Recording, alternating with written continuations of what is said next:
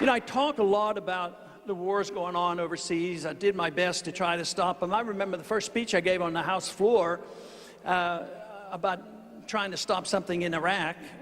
It didn't happen in 2001 or 2000. It happened in 1998. That's when they passed a bill that said it is now our policy to have regime change in Iraq, because it's going to lead to war. So we know what they're trying to do, and we have to try to stop them. We have to work our way out of it. Economically, that's why I want to cut the spending, work away, but I want to take care of the people who have become so dependent on government. Even though it would have been a better way of taking care of them. You take the elderly on Social Security. It was a contract, but we can't honor that contract if we keep spending this money overseas. So I would take care of those people who are on Medicaid, Medicare, and the people at home in Social Security, but you can't do it the way we're doing it today. If we continue to do it today, you'll have the economic calamity, you'll have a runaway inflation, nobody's going to have anything, and you're going to have violence in the streets, and that will be very, very dangerous. We're not immune from that. What I see is happening is we're seeing something very wonderful slip away from us, something that we have all benefited by. You and I and our families, and for years. Even today, we still have a lot of apparent wealth, but our wealth today is all based on debt. If all the bills had to be paid, there wouldn't be much wealth. What if we had to pay the $15 trillion national debt? What if we had to pay $3 trillion to the Chinese? You know, you can't have it based on debt. But what has happened is we had a great constitution, we had maximum freedom, we had a continent that was special, had a lot of natural resources protected by the oceans, and we got soft. We had so much wealth that we then, as a people, concentrated more on the wealth than we did on, and we got careless, and the liberties have slipped away, but our wealth will slip away as well. If you don't have true liberty, the wealth cannot last.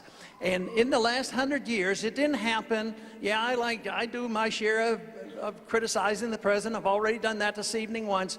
But let me tell you, it's not this administration. It wasn't just the previous administration. It's been decades of bad economic ideas and bad foreign policy and bad monetary policy. That's where the problem is.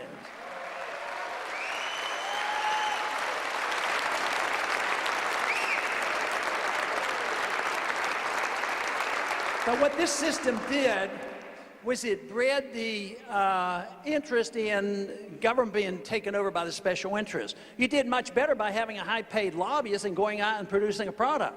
Besides, producing products became more difficult because over-taxation and over-regulation of monetary system, all the things that we have done to chase so many of our businesses away. So it became such that lobby in Washington became the most important thing. So the lobbyists controlled things. Medical reforms, when they have new legislation, Republican or Democrat, guess who gets involved? It's the lobbyists, it's the corporations, the medical companies, insurance companies. It's not, people aren't represented. They might tell you that, but you're really not represented, because in a free society, you don't have the government involved. It works differently. Just think of this effort to give everybody a house. That ended up with everybody that they wanted to give a house, ended up losing a house, and the people in Wall Street get bailed out. What about this effort for the federal government taking over education? They've been doing that for a good many years. I think it was a bad idea. I don't even think we should have a Department of Education.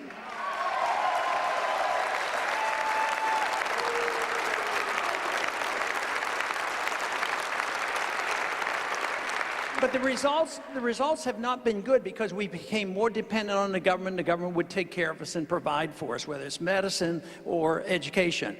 So in the old days, like when I was in college and medical school, I was able to work my way through school, and it wasn't so expensive.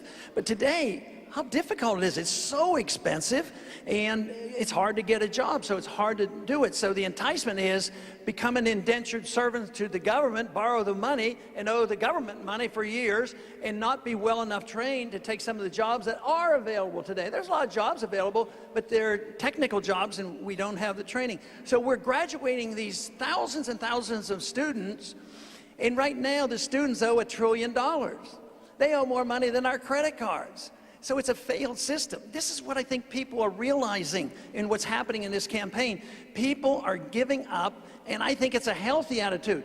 Don't depend on the government. The government's supposed to protect us and give us our freedom and let us take care of ourselves and not be dependent on the government.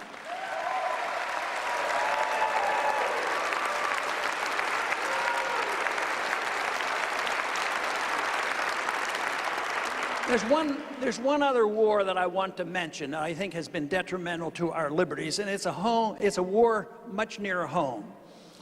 You know, we have some problems on our southern border. I know that's a long way off from Iowa, but we live down there in Texas, and we have a problem on the borders. In the last 5 years, it's estimated that 45,000 individuals, probably mostly Mexicans, have been killed, you know, on the border. So there's a border war going on down there. But here we are spending hundreds of billions of dollars, losing our troops over trying to decide where the boundary line is between Afghanistan and Pakistan. I think we should be more concerned about our own borders here at home.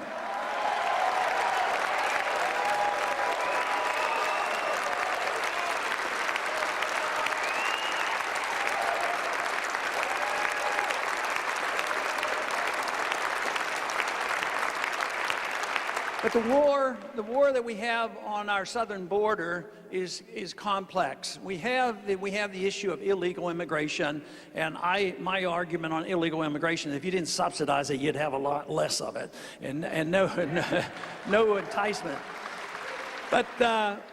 But the border is interconnected with another war that has not played well for us, and that's the war on drugs. I think the war on drugs have been very detrimental to our personal liberties as an excuse to invade our privacy and do many of the things that are unnecessary, and it doesn't solve the problem.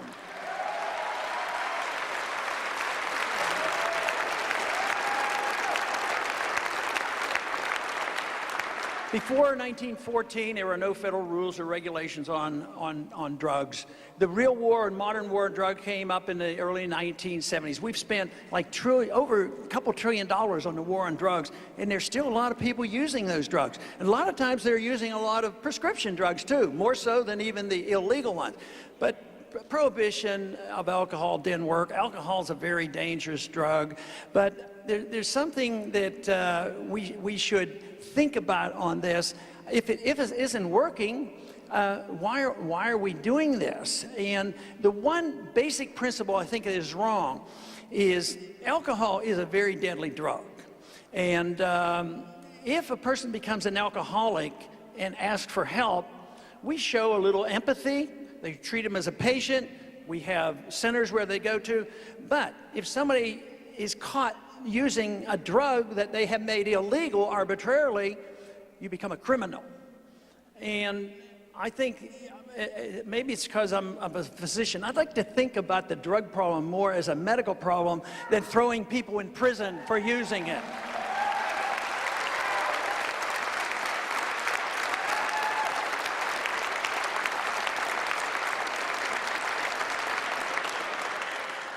But freedom is a wonderful experiment. It hasn't been tried all that much. Most of history's always been run by tyrants, dictators and kings and pharaohs, and even today I fear that our government is getting more tyrannical. There's more authority. We don't really have property rights, and they don't even need search warrants to come into our houses. So we're losing a whole lot.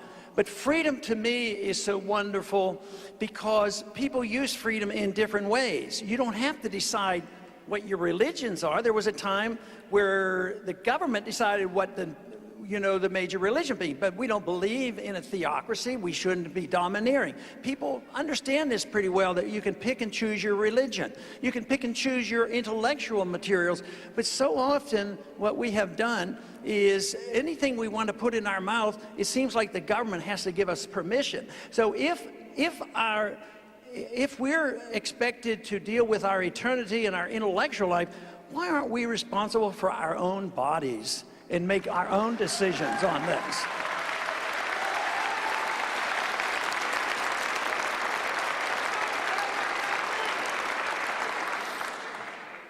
The encouraging part is that a lot of people are listening and a lot of people are excited about some of the things we've been talking about tonight.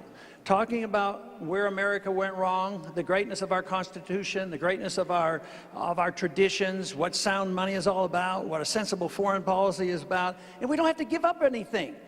We don't have to give up our defense. And for you to be safe, you don't have to give up your liberties. This idea that you have to give up so much of your liberties to be safe, that's nonsense. You don't have to give up any liberties to be safe.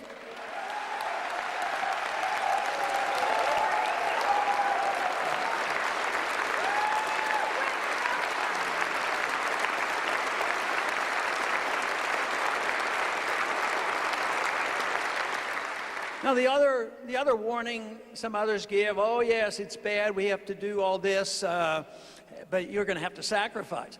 Now, if I can wave the wand and have my way and have enough people come into the Congress with me and we can change it, and I give you back your liberty, your life is your own, your responsibility is your own, give you back your freedom to act as you choose, give you your freedom to keep what you earn, tell you where you can spend your money and use your property as you see fit. Why is that a sacrifice? That's not a sacrifice. That is what you need.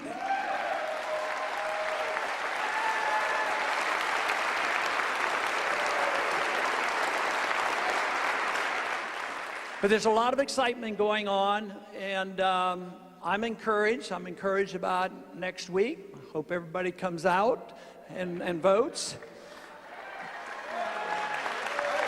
But as important as the election is and what we've dealt with, and I've been doing it for a long time, but the interest is growing out of great need because we need some answers.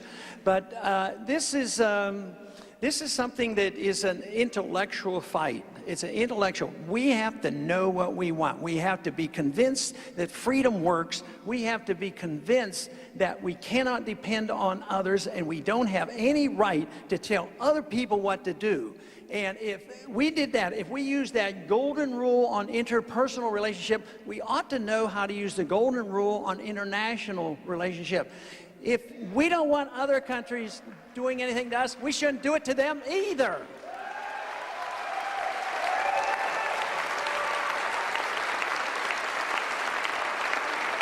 But because of the crisis that we're facing, there's a lot of independent thinking. People now consider themselves more independent than belonging to parties.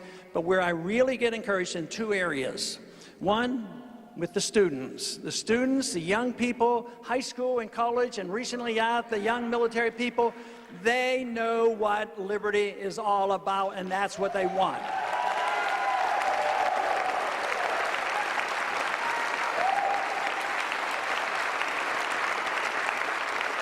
But then there's also another group.